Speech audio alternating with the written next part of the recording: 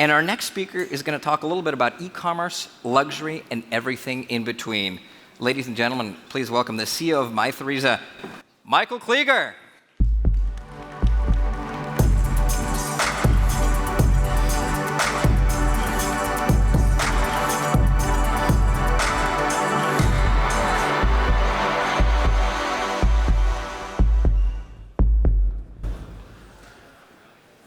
All right, so down to earth.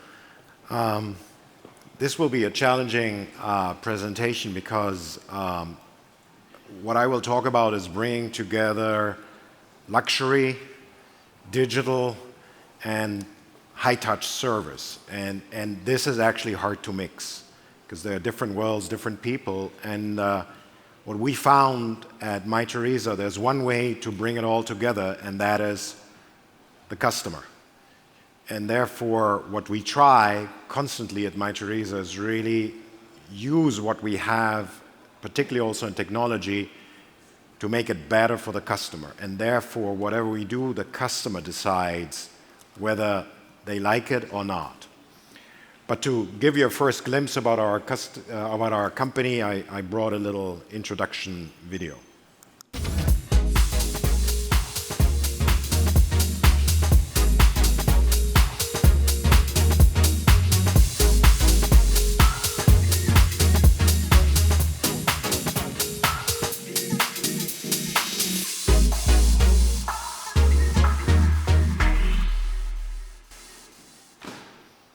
So that gives you a feel, but I'm sure very few people in this room have heard about Mytheresa, so I'll use a couple of slides to introduce the company and then talk about how we use technology inside. So what should you know about us? We are a luxury digital platform. We sell luxury goods online.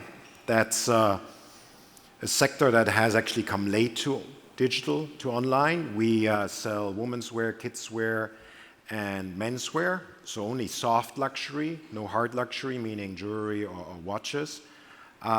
We are highly curated. I mean, in our sector, curation is a big word. What it means is we select. We are not a marketplace. We have people that decide what items should be on our platform, and that is a very critical aspect of our business model. We are at heart still a retailer. We decide what we want to show to the customer because we believe assortment building is very important. I come back to that. Because we are highly selective and we are in luxury, we actually have in the industry some of the best KPIs, highest average basket, highest repurchase rate, highest LTVs. It's all driven by focusing on customers that have AUVs above $600.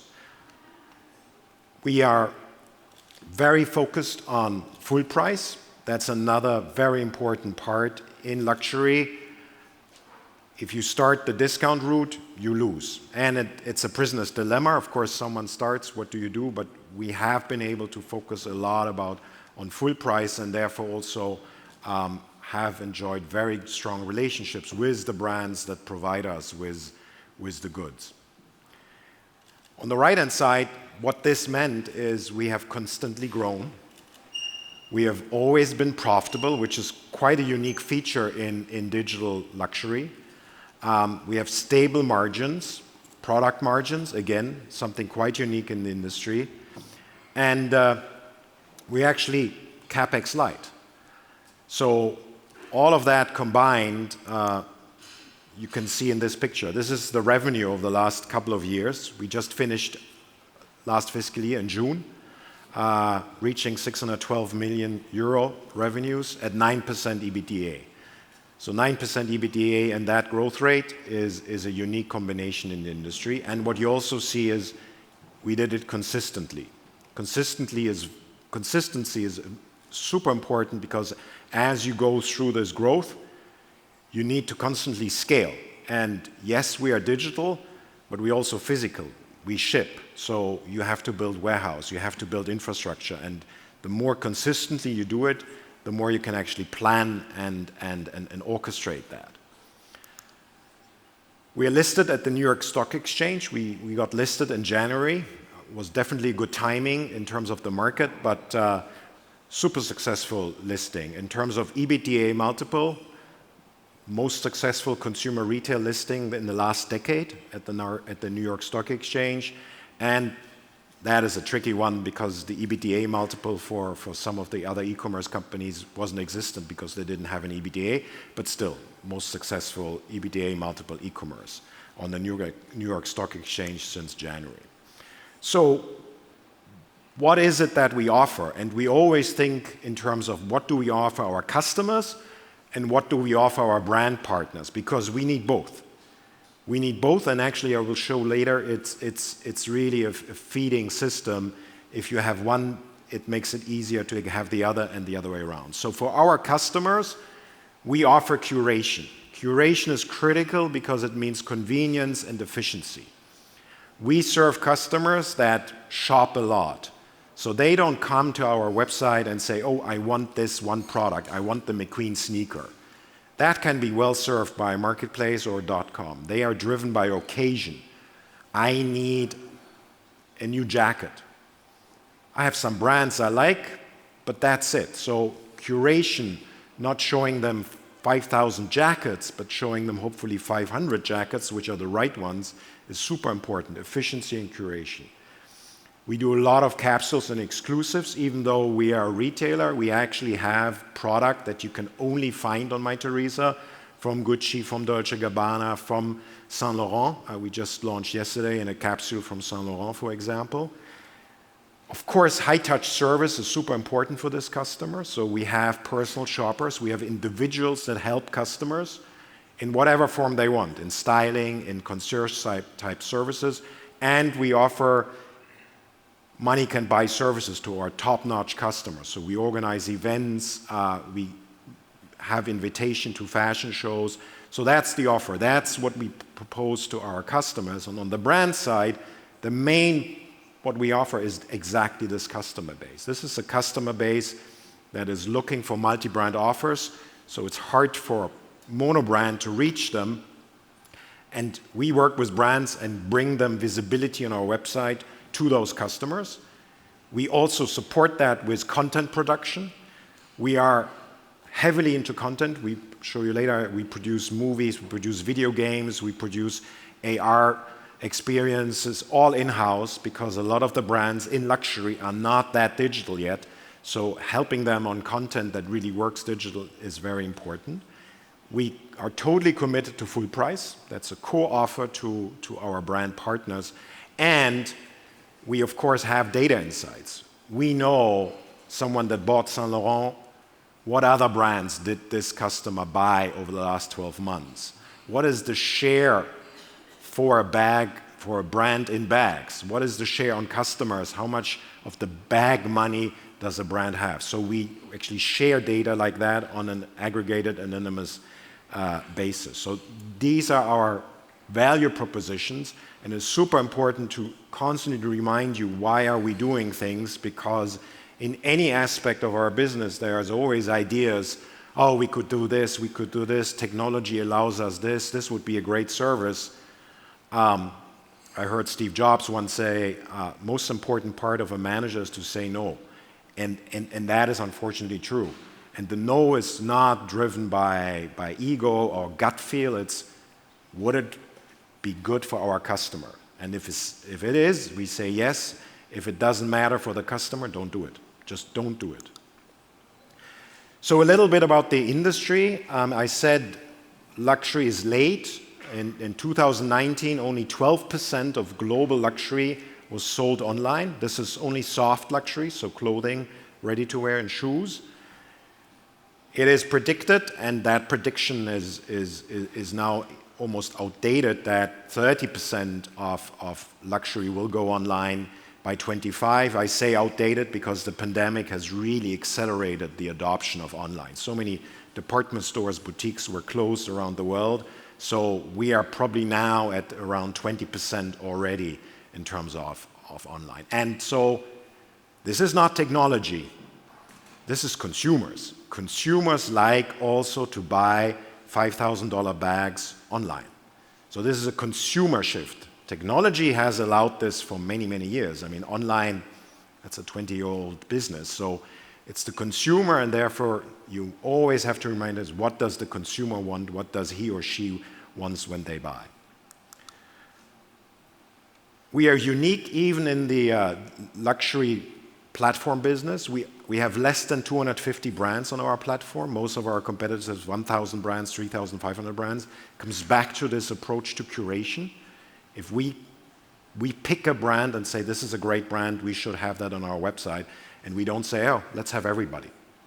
If you have everything, we believe you're nothing. And we only focus on high-end luxury, so you see the brands we carry. We have over 40% of our business is in ready-to-wear, which is also a unique feature, because that means customers buy and buy and buy. If you buy a luxury bag, that's a good piece. If you buy the right bag for 5, 10 years, wardrobe tends to be out of season after 1 or 2 seasons. And we are global. We ship today to 140 markets. If DHL or FedEx or UPS ship to the market, we are present. People can buy from us. Over 50% of our business is outside of Europe. So who is our customer? Our top customers, average order around 1,000 euros. They come 16 times a year. 3% of our customers, less than 3% of our customers account for 1/3 of our business. So 1/3, that's last financial year, 200 million, is accounted by just 2.6% of our customers. Net disposable income of our customers on average is above 140,000 euros. Age group 30 to 50. Asia tends to be much younger, but in Europe and also in the US, that age correlates with having that disposable income. And so this is the luxury fashion, high net worth individual that goes online. So this is not young people going online. No, the reason to go online is time. These individuals don't have time to go through the streets, to go through Fifth Avenue, Bond Street, Avenue Montaigne. They shop at night. They shop at 10 o'clock at night at the couch, or, and I come back to that, they shop on their mobile at the red traffic light. And we run a lot of focus groups, and shopping at the red traffic light is a defined use occasion for our customers. And I come back to that, what that means for our technology. So I don't know whether you now know our company, but at least I presented some facts and stats about the company. So how do we use technology, particularly coming back to this customer focus? Number one, we use technology to identify and attract the customers. I mean, this is a niche business. There are very few people that have money and are interested in luxury. So identifying these people is super important, because otherwise you spend zillions of dollars in vain. Number two, we use technology to really try as hard as possible to understand what do our customers want. We use technology for retention and reward. And reward, this is not loyalty points. No. Reward is very different, and I talk about it. And yes, we also use technology to augment the experience on the website, on the app, to create different experiences, but always if it makes sense for the customer. So let's talk about these 4 topics a bit.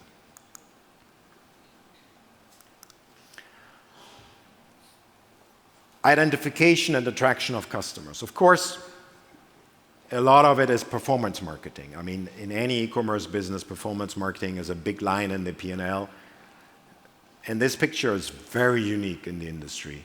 I personally know of very few companies that have achieved that.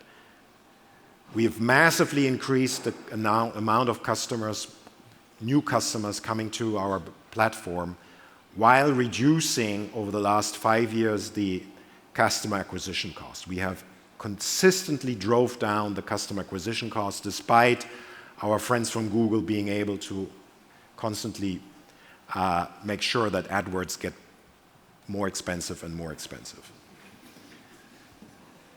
How have we been able to do that? Simple answer, complicated process. We try as hard as possible to understand which AdWords bring high lifetime value. So we build algorithms that help us to understand on which ones to outspend our competition and on which ones not.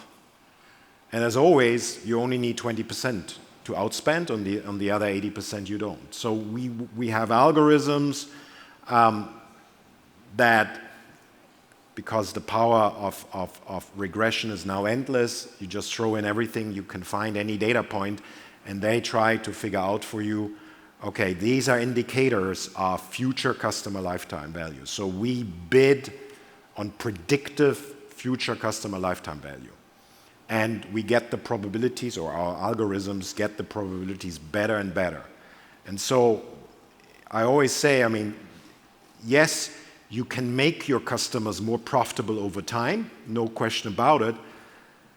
But if you already start with more profitable customers, it's a pretty good idea. And so this has been and is an ongoing journey, an ongoing development, and we use it across all touch points, not only on Google Shopping, on search advertising. We use it also on offsite retargeting. On all our channels, we try to really identify what traffic, what patterns correlate, regress in our algorithms with future customer lifetime value.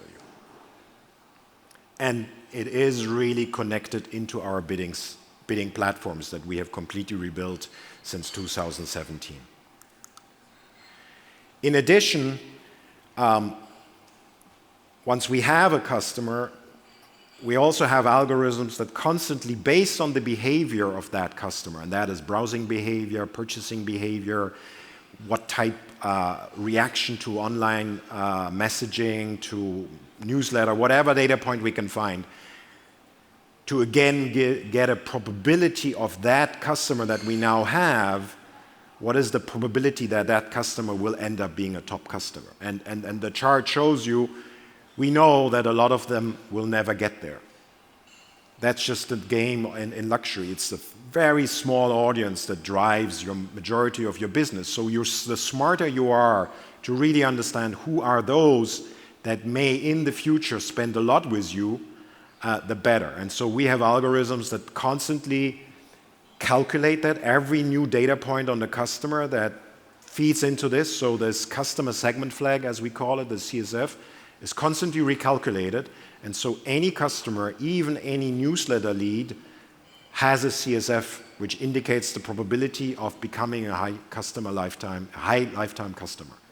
And we use that, and I come back to that, to drive everything in the company affecting this customer. And the beauty of AI is you can constantly run it, so the CSF changes. I mean, a customer that yesterday had a low probability just because he bought something or he did something could change. And it's all based on patterns. I mean, our algorithms try to mimic. We know our current customers that are high lifetime value, what they did since they joined the platform, and we constantly look for patterns in all of the not yet high lifetime. So that's on identification and attraction. In terms of listening, as many companies now, and I can only really urge everyone to use that, we use the Net Promoter Score. And again, there, we not only collect the Net Promoter Score and say, hey, it's great, that's a great number. We try again to correlate it back to when did this customer come, in which channel, with which product. So again, we try to build algorithms to understand, okay, we get a 9. We are lucky, 40% of our Net Promoter Score ratings have a comment, great, and we actually go through the comments, we read the comments. But even beyond that, we try to understand, okay, a 9, how does it correlate with what patterns of purchase, of delivery method? Because sometimes customers don't tell you, and we are lucky, customers complain. I always tell my teams, we are so lucky they complain, because once they don't complain and they just don't come anymore, you're lost. So we are happy that they're complaining, but we also try to understand by data points what is driving a 10 and unfortunately what is driving a 2. And we can segment all the Net Promoter Scores by when was the customer first acquired, by type of product, by type of time of purchase, whatever. I mean, again, get as many data points as you can, and then let the machine hopefully find patterns. But importantly, this is not descriptive statistics. I mean, this drives actions. We have learned so much from this analysis, and it's always minute. We changed return forms, we changed wordings, I mean, it's a million little things, and the beauty of a million little things means a lot. And an 85 Net Promoter Score is pretty high. I mean, I worked in many industries, so we can be very proud of it, but you have to defend it every day. Because we try to understand, and we also use a lot of customer focus groups, because I am a true believer that hearing it live still gives you additional idea. Our technology in terms of the UX, the features, is pretty basic. And there is a very dangerous word that is often misunderstood. I mean, we insist on simple technology. And sometimes simple means, it's basic. No, simple is hard. Simple is difficult.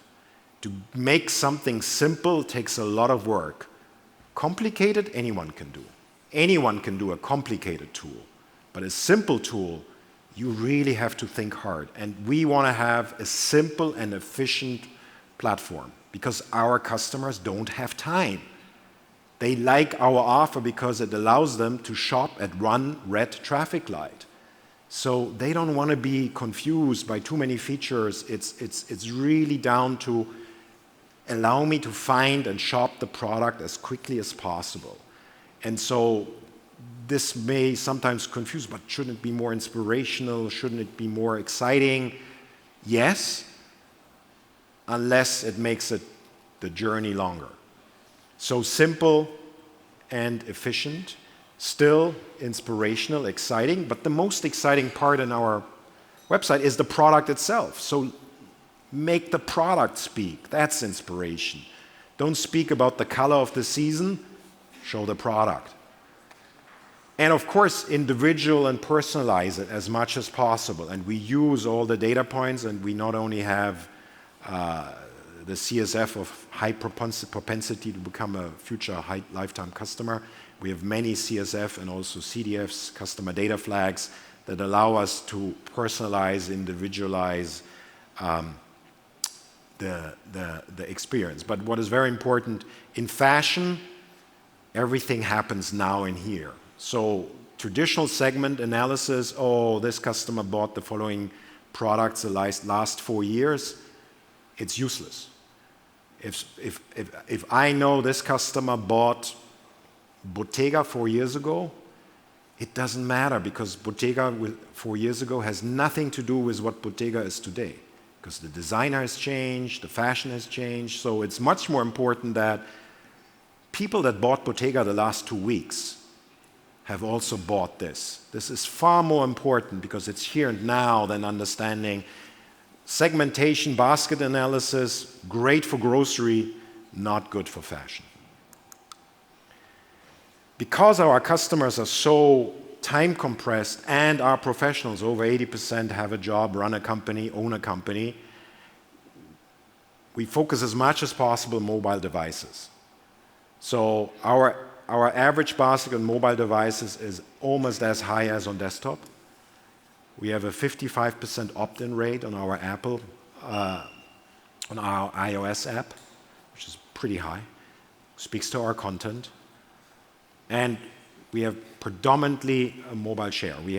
Our business is mobile device first. And we outrank our competition on mobile traffic. Purposefully, because we believe our customer is best. And I always say, and we had long debates with our original owners 6 years ago about the chances of an app. People love our app. And we love that people have our app, because with the app, we are always around the customer. With the desktop, it's an active process of switching it on. And we believe the business will be fully mobile device in a couple of seasons, because that's the lifestyle of our customers. No time, always on the run. I talked about personalization and we have the CSFs, we have the CDFs that tell us a lot about who is this user. And what is very important, yes, we use that to change what you see on the website, to change the messages you get on the website, and that's super important. But the more important, and that was the hard work, these CSF and CDFs are throughout the company the same. So we not only use the same CSF and CDF to drive the email content, we actually also use the same CSF and CDF to drive queuing and customer care, to drive priorities and shipping, to drive sort of how relaxed we are in claims handling. So the same identifier of, for example, this is a top customer, this is a customer that has a high probability to become a top customer, is used throughout the company. And that we have this in every touch point. The colleague in the customer care has exactly the same information. This customer has a high probability.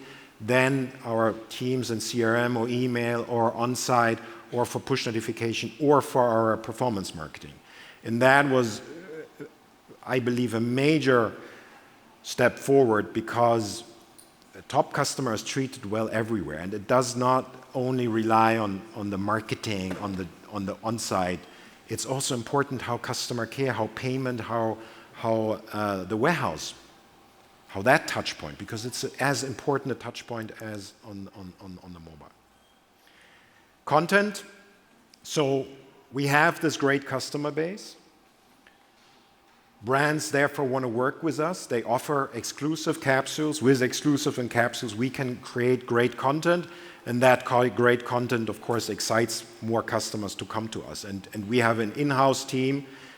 Almost all of what I showed you is done in-house, and we have produced fashion films. We actually got a nomination in Nice at the Cannes Fashion Film Festival. We do games. We did WeChat games. HTML5, because in Asia, gaming for luxury is totally normal, whereas in Europe, it's still a bit different. We do music videos.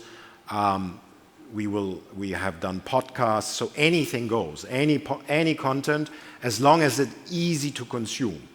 And again, easy to consume does not mean it's not great. Doing a 5-minute video documentary, that's easy. Making it excitement and worthwhile watching in 30 seconds, that's hard. But the 30-second one, that's the one our customers will look at. The 5 minutes, forget it. Our customers don't have time for 5-minute content. And so we have also used technology to incorporate new ideas. We were one of the first ones to also include personalization on site. So we did personalization with Gucci.